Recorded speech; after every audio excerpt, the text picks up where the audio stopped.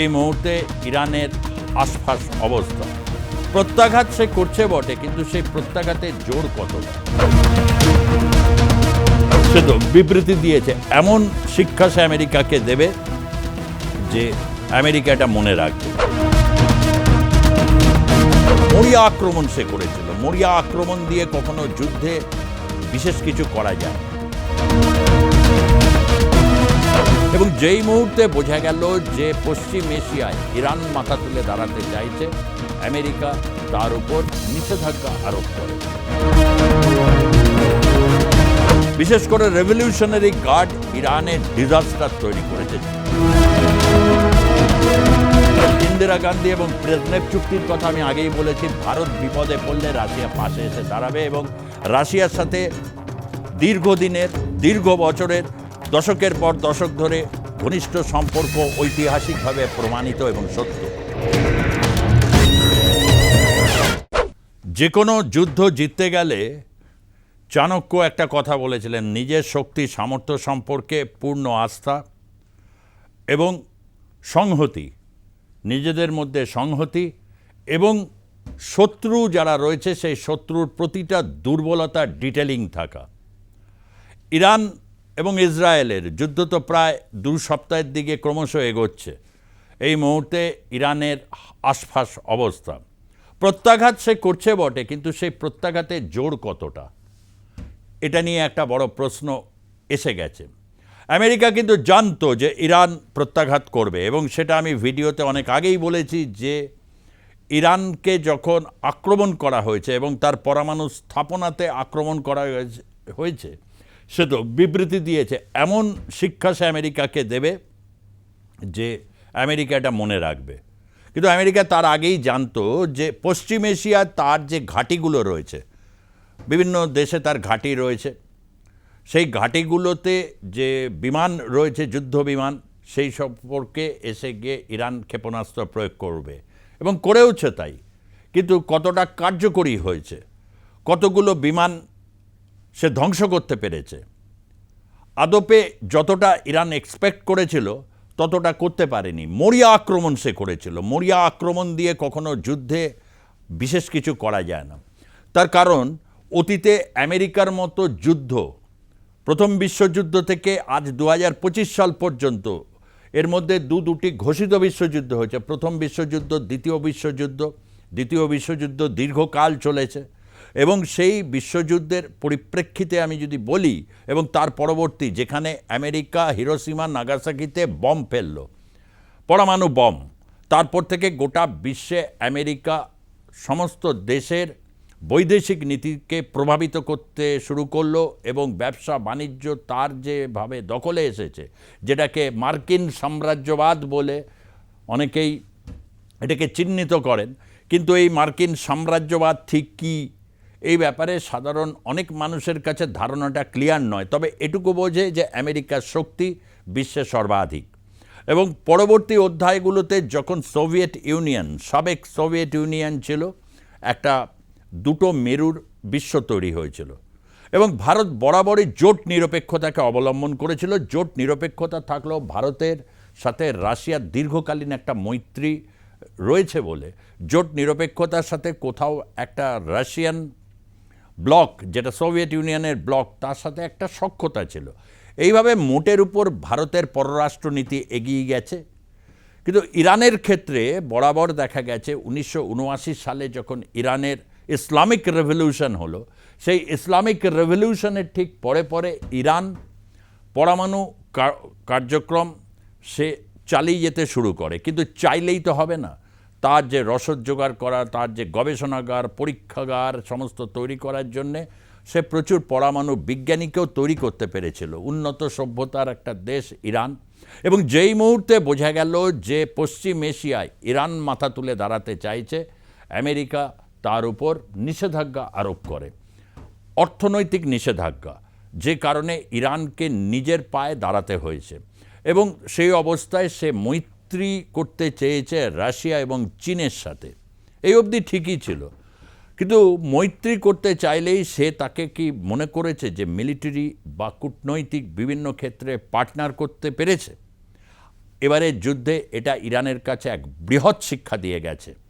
এবং ইসলামিক মোল্লাতন্ত্র বলে যে অভিহিত করেছিল ইরানের যে শাসন ব্যবস্থা, সেই শাসন ব্যবস্থায় জনগণের সাথে শাসকের যে ঐক্য থাকার দরকার, সে ঐক্যটা তো 2022-23 সালে সময়ই বোঝা গেল যে ইরানে আলী খামেনি জুনিয়র যিনি রয়েছেন তাকে মানতে চাইছে না।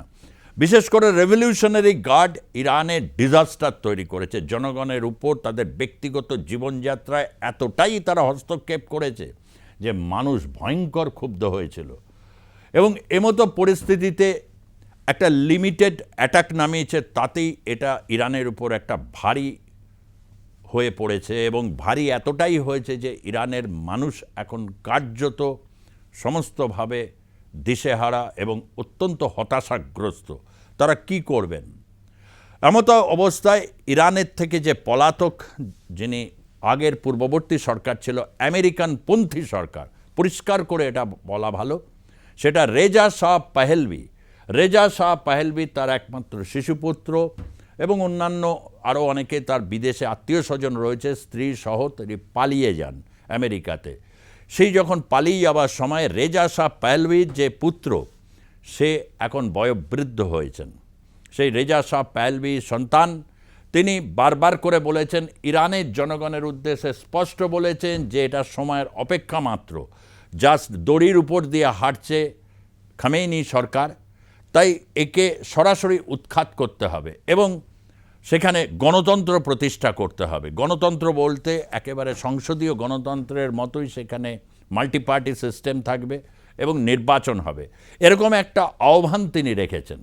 এবং এই আহ্বান তিনি আমেরিকায় বসে রাখছেন, অথচ আমেরিকা তার আগে অবধি কী বলেছিল যে ইরানের শাসন ব্যবস্থাকে পরিবর্তন করার তাদের কোনো ইচ্ছা নেই। কিন্তু নেতানিয়াহু কিন্তু খুব পরিষ্কার, নেতানিয়াহু পরিষ্কার বলছে সিংহ জেগে উঠবে।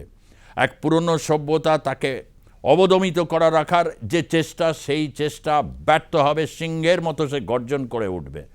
রাইজিং লায়ন, এই ইরানের বিরুদ্ধে যুদ্ধে ইসরায়েল পুরো সামরিক অভিযানটাকে রাইজিং লায়ন বলেছে। এবং সে বলেছে যে নেতানিয়াহু পরিষ্কার করে দিয়েছিলেন যে ইরানে খামেনিকে পরিবর্তন করতে হবে, দরকার পড়লে তার মৃত্যু পর্যন্ত ঘটাতে হবে। এবং তারা এইভাবে টার্গেট করে করে তারা বিভিন্ন সামরিক শীর্ষকর্তা তাদেরকে হত্যা করেছে, হামাসকে গুড়িয়ে দিয়েছে। হামাস, হিজবুল্লাহ, হুতি, এই তিনটেকে অবলম্বন করে ইরান ভেবেছিল পশ্চিম এশিয়ায় তার যে আধিপত্য, সে আধিপত্যটা রাখতে পারবে। কেননা একা একা তো সমস্ত কিছু করা যায় না, একেধারে অর্থনৈতিক নিষেধাজ্ঞা রয়েছে, সে একা একা সে কতটা অবধি এগোতে পারবে, এটা তো সত্যিকারে একটা বড় প্রশ্ন। যে কারণে ইয়েমেনে হুতি, লেবাননে হিজবুল্লাহ এবং প্যালেস্টাইনে হামাসকে সে এতটাই উৎসাহিত করেছে যে পশ্চিম এশিয়াতে তার দাপট অব্যাহত থেকেছে। পশ্চিম এশিয়াতে সে তার প্রতিবেশীর সাথে সম্পর্ককে একেবারে এমন একটা জায়গায় নিয়ে গেছে যে বলার মতো নয়। সেটা অবশ্যই সৌদি আরবের প্রসঙ্গ আসতে পারে, কিন্তু সৌদি আরব আমেরিকা থেকে সামরিক সহায়তা নিয়ে এসে আজকে একটা সামরিক বড় শক্তিতে পরিণত হয়েছে এবং যে ইরানের বিরুদ্ধে কনস্ট্যান্টলি সে বিরোধিতা করে এসেছে, যেটা ইরানের কাছে সে প্রতিবেশী কোনো মিত্রকে পায়নি। এই যুদ্ধে এটা আছে তার কাছে সবচেয়ে বড় বিরাট ক্ষতি। অত্যাধিক ভরসা করেছিল রাশিয়ার উপর। গতকালের ভিডিওতে আমি আপনাদেরকে ক্যাটাগরিক্যালি বলেছিলাম যে পুতিন এই বার্তাটা দেওয়ার সাথে সাথে মধ্যপ্রাচ্যে যে একটা নতুন বিন্যাসের দিকে এগোচ্ছে সেটা বলার কোনো অপেক্ষা রাখে না। ভেবে দেখুন, 3 বছর ধরে ইউক্রেনের সাথে যুদ্ধ হচ্ছে, ভ্লাদিমির পুতিন জেলেনস্কির সাথে বৈঠক হয়েছে, বিদেশমন্ত্রী লেভেলে বৈঠক হচ্ছে, এত বৈঠক হওয়ার পরও কিন্তু যুদ্ধ থামেনি। ইউক্রেন সম্পর্কে বলেছে ওটা আমাদেরই, রাশিয়া। আসলে ইউক্রেন এবং রাশিয়া পারস্পরিক এই দুটি দেশ খুব গুরুত্বপূর্ণ এবং এই দুটি দেশের মধ্যে সামাজিক অর্থনৈতিক লেনদেন এতটাই বেশি যে সোভিয়েত ইউনিয়ন ভেঙে যাওয়ার পরও রাশিয়া ইউক্রেনের মধ্যে একটা সম্পর্ক ছিল এবং সেই সম্পর্কের মধ্যে বলেন যে ইউক্রেনের প্রায় 40% অঞ্চলে রাশিয়ান ভাষাভাষী মানুষ রয়েছেন। তাদের সাথে যখন যুদ্ধ করতে হচ্ছে সেখানে সরাসরিভাবে ইউরোপিয়ান ইউনিয়ন এবং আমেরিকা ইউক্রেনের পক্ষ নিয়েছে। রাশিয়া কিন্তু যুদ্ধটা একাই সে করেছে। ভারতের উপর চাপ ছিল, ইউরোপিয়ান ইউনিয়ন এবং আমেরিকা কনস্ট্যান্ট চাপ দিয়েছে, অনেক হুমকি দিয়েছিল। ভারত যদি এই যুদ্ধে রাশিয়ার পাশে দাঁড়ায় এবং তাদের থেকে যদি বাণিজ্যিক সম্পর্ক দৃঢ় করে এবং সামরিক সম্পর্ক যদি দৃঢ় করে, তাহলে আমেরিকা ভারতকেও বুঝে নেবে। এবং মাঝে মধ্যেই ডোনাল্ড ট্রাম্পের কথোপকথনে বা নরেন্দ্র মোদী ভারতের প্রধানমন্ত্রীর সাথে কথোপকথনে এটা তো উঠে আসে, বা এমন এমন কিছু কিছু বিষয়গুলো আসে, তাতে বোঝা যায় আমেরিকা এটা ভালো চোখে দেখছে না। তাতে কী বা করার আছে? ইন্দিরা গান্ধী এবং ব্রেজনেভ চুক্তির কথা আমি আগেই বলেছি। ভারত বিপদে পড়লে রাশিয়া পাশে এসে দাঁড়াবে এবং রাশিয়ার সাথে দীর্ঘদিনের, দীর্ঘ বছরের, দশকের পর দশক ধরে ঘনিষ্ঠ সম্পর্ক ঐতিহাসিকভাবে প্রমাণিত এবং সত্য। সুতরাং তাকে অস্বীকার করে ভারত একটা আমেরিকানপন্থী পুরোপুরি কোনো সে নীতি নেবে, এটা ভাবা খুব দুষ্কর। এবং ইসরায়েলের ক্ষেত্রে তিনি বলেছেন যে 20 লক্ষ ইসরায়েলের ইহুদি মানুষ সেখানে রয়েছেন। সোভিয়েত ইউনিয়নের ইতিহাস দেখবেন, সোভিয়েত ইউনিয়নের এই যে বৈজ্ঞানিক এই এত উদ্ভাবন এবং বিশেষ করে স্যাটেলাইটের ক্ষেত্রে তাদের যে অগ্রগতি এবং অন্যান্য ক্ষেত্রে, সে অগ্রগতির পেছনে কিন্তু ইহুদি জনগণের একটা বিরাট ভূমিকা আছে। ইহুদিরা তো শুধু প্যালেস্টাইনে থাকে এমনটা নয়, আর্জেন্টিনাতে প্রচুর ইহুদি রয়েছে। দ্বিতীয় বিশ্বযুদ্ধের পর ল্যাটিন আমেরিকার এই দেশ আর্জেন্টিনা বহু ইহুদিকে আশ্রয় দিয়েছেন এবং সেখান থেকেই কিন্তু ইহুদিদের হত্যার অন্যতম একজন যে নাজি অফিসার, তাকে কিন্তু হেনরি আইকম্যান, তাকে গ্রেপ্তার করা হয়েছিল। তিনি কিন্তু ছদ্মবেশে লুকিয়ে ওখানে ছিলেন। তারপর তাকে নুরেনবার্গ ট্রায়ালে তাকে উপস্থিত করানো হয় এবং পরবর্তী ক্ষেত্রে যুদ্ধ অপরাধী হিসেবে ফাঁসি দেওয়া হয়। তাকে গ্রেপ্তার করেছিল কিন্তু মোসাদ এই আর্জেন্টিনা থেকে। সেটা এক দুর্ধর্ষ অপারেশন ছিল। সেই অপারেশন একদিন আপনাদের কাছে ভিডিওতে অবশ্যই তুলে ধরবো কেমন ছিল সেই অপারেশন। তো সেই কথাটাই তো পুতিন বলেছেন যে ওখানে 20 লক্ষ রয়েছেন, তারা রাশিয়ান ভাষাভাষী ইহুদি। এবং রাশিয়ার যে একটা বিরাট অংশে রয়েছে, বিশেষ করে যেখানে চেচেনরা থাকে, সেখানে মুসলিম ধর্মাবলম্বীরা রয়েছেন, সেটা রাশিয়ান জনগণের 15%। তাহলে রাশিয়া কোন দিকে যাবে? পুতিন এটা বলে কার্যত ইরানকে পথে বসিয়ে দিলেন। ইরান এদিকে ভেবে বসেছে রাশিয়া তার পার্টনার, তার সাথে এতদিনের সম্পর্ক, ব্যবসায়ী, হয়তো পাশে দাঁড়াবে। আরও একজন আছে। হরমুজ প্রণালী নিয়ে এত কথা হচ্ছে, আমি আগেই বলেছি হরমুজ প্রণালী বন্ধ করলে ইরানের যেটুকু আছে ইরান ধ্বংস হয়ে যাবে। সেখান থেকে চীনের যে ক্রুড অয়েল সে হরমুজ প্রণালী দিয়ে যায়। চীন ডিপেন্ডেন্ট তেলের ক্ষেত্রে ইরানের উপর, কিন্তু সেই চীন কি করেছে? একটা কূটনৈতিক স্তরে শান্তির কথা বলেছে, তো সবাই বলছে। অর্থাৎ রাশিয়া এবং চীনের উপর অত্যাধিক ভরসা করে ইরান সাক্ষাৎ ডুবেছে। ইরান যেভাবে আর কি নিজস্ব অর্থনীতিকে তৈরি করার জন্য এবং যতটুকুনি ক্ষেপণাস্ত্রের ক্ষেত্রে তারা সাফল্য দেখিয়েছে, সেটা সে নিজের পায়ে দাঁড়িয়ে সে করতে পেরেছে। তা দিয়ে যতটা অবধি আমেরিকার দিকে এবং ইসরায়েলের দিকে আক্রমণ শানানো যায়, সে আক্রমণও শানিয়েছে। কিন্তু সে আক্রমণের অভিঘাত এতটা ছিল না যা ইসরায়েল বা আমেরিকাকে কম্পমান করতে পারে। সবচেয়ে বড় শিক্ষা হয়তো ইরান এ থেকে পাবে। এখন তাহলে উপায়টা কি? উপায়টার পথ স্বয়ং ডোনাল্ড ট্রাম্পই বলে দিয়েছেন যে এই ক্ষেত্রে শান্তি স্থাপনের একটা প্রয়োজনীয়তা রয়েছে। ইরানের সাংসদ, ইরানের প্রধানমন্ত্রী, বিদেশমন্ত্রী তারা এগিয়ে আসছেন এই শান্তি প্রক্রিয়ার করার জন্য। এগিয়ে তাদেরই আসতে হবে, তার কারণ খমেইনির যে শাসন, সেই শাসন ব্যবস্থার অবস্থান চান ডোনাল্ড ট্রাম্প। এবার তিনি স্পষ্ট করেছেন আমেরিকার এই যে স্ট্যান্ড পয়েন্ট, তাকে কে বিশ্বাস করবে আগামী দিনে? তার কারণ যে বিশ্বাস করবে ইরানের মতো সেও সাক্ষাৎ তার ভয়ানক অবস্থা হয়ে যেতে পারে। এরকম একটা পরিস্থিতির মধ্যে দিয়ে ভারতের উপর অনেকেই আশা করেন যে ভারত এই ক্ষেত্রে থেকে কী বা করতে পারে। আপনাদেরকে জানিয়ে রাখি, ক্রুড অয়েলের ক্ষেত্রে 2024-25 সালে ভারত সিংহভাগ তেল রাশিয়া থেকে নিয়েছে এবং রাশিয়ার সাথে এই যে ক্রুড অয়েল, সেটাকে রিফাইন করে বিভিন্ন দেশে ভারত বিক্রিও করছে। সে একটা অর্থনীতির বিকল্প পথ তৈরি করে নিতে পেরেছে একদিক থেকে। অন্যদিকে সামরিক যে সাফল্য ভারত দেখাচ্ছে, সেক্ষেত্রে রাশিয়া, কখনো কখনো ইসরায়েল, কখনো আমেরিকা বা ইউরোপিয়ান ইউনিয়নের দেশ এবং নিজস্ব প্রযুক্তি যেটা আত্মনির্ভর ভারত, সেটা ভারতকে অনেকটা কিন্তু এগিয়ে নিয়ে যেতে সাহায্য করছে। এটা রাতারাতি হবার নয়, তার কারণ যে কোনো বৈজ্ঞানিক গবেষণার সুফল এবং সেটাকে একদম উচ্চমার্গে তুলে নিয়ে যেতে গেলে একটা দীর্ঘকালীন প্রক্রিয়া লাগে। এখন যে স্টেজে রয়েছে সেই স্টেজ থেকে আরও নিঃসন্দেহে উল্লম্ফন 2026 সালে হবে, যখন তেজস সরাসরি ভারতের সাথে আসবে। এটা সুপারসনিক কিন্তু ভয়ঙ্কর এইটা এই যে যুদ্ধ বিমান, এটা বলা যেতে পারে F-16, F-35 বা রাফায়েলের থেকেও এটা অনেক বেশি কার্যকরী হয়ে উঠতে পারে, অনেক সামরিক বিশেষজ্ঞদের এমনই মত। সে যাই হোক, ইরানের কাছে এই যে বিপর্যয়, সেই বিপর্যয়টাকে শুধু কি এই দুটো কারণ, তার নিজস্ব যে টেকনোলজি, যে ক্ষেপণাস্ত্রের নিয়ে ইরান বড়াই করে, সেই ক্ষেপণাস্ত্রের ক্ষেত্রেই বা কতটা কার্যকরী সাফল্য তারা পেল। আকাশসীমায় নিয়ন্ত্রণের যে অভাব, তার পরিণতিতে ইসরায়েল যুদ্ধের প্রথম 24 ঘন্টার মধ্যে ইরানের 120টি বিমান প্রতিরক্ষা ব্যবস্থা ধ্বংস করে দেয়, যা তেহরানের মোট বিমান প্রতিরক্ষা ব্যবস্থার 1/3 ছিল। ইসরায়েলি বিমান বাহিনী পশ্চিম ও মধ্য ইরানে আকাশপথে শ্রেষ্ঠত্ব অর্জন করে। ফাইন্যান্সিয়াল টাইমসের একটি রিপোর্ট অনুযায়ী ইসরায়েল মাত্র একটি ড্রোন হারিয়েছে, যখন তার 200টিরও বেশি বিমান, 330টিরও বেশি অস্ত্র সফলভাবে নিক্ষেপ করতে সক্ষম হয়েছে। ইরানের S-300, বাভার 373 এবং অন্যান্য প্রতিরক্ষা ব্যবস্থা ইসরায়েলি হামলা ঠেকাতে সম্পূর্ণভাবে ব্যর্থ হয়।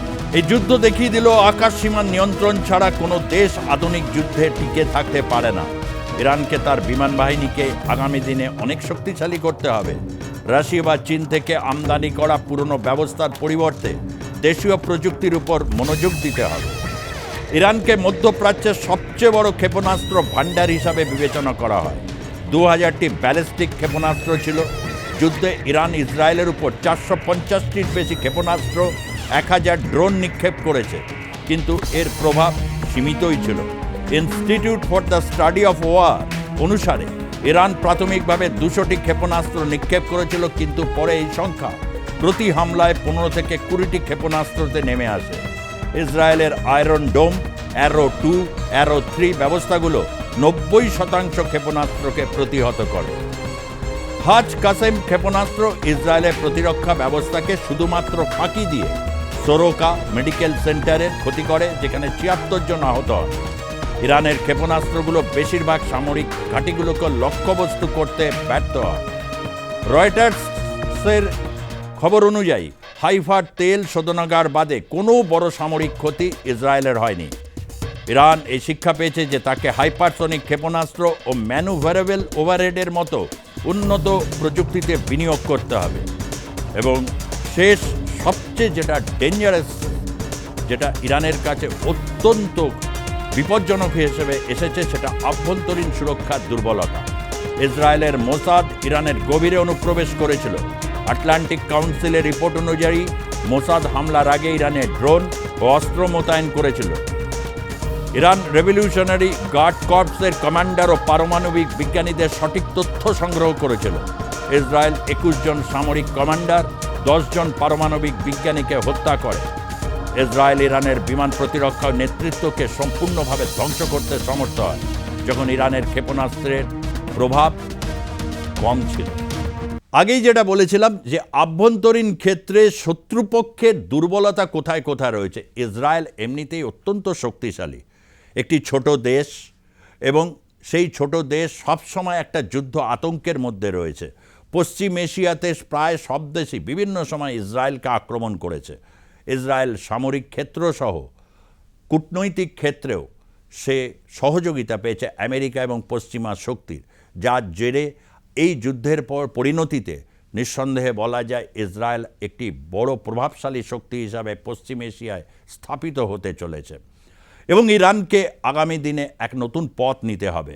1979 সালের আগে ইরানের সাথে তৎকালীন শাসক গোষ্ঠী বা রাজতন্ত্র, সেই রাজতন্ত্র আমেরিকান পন্থী ছিল, যে কারণে ইরানে একটা অন্য রকমের বাতাস বইত।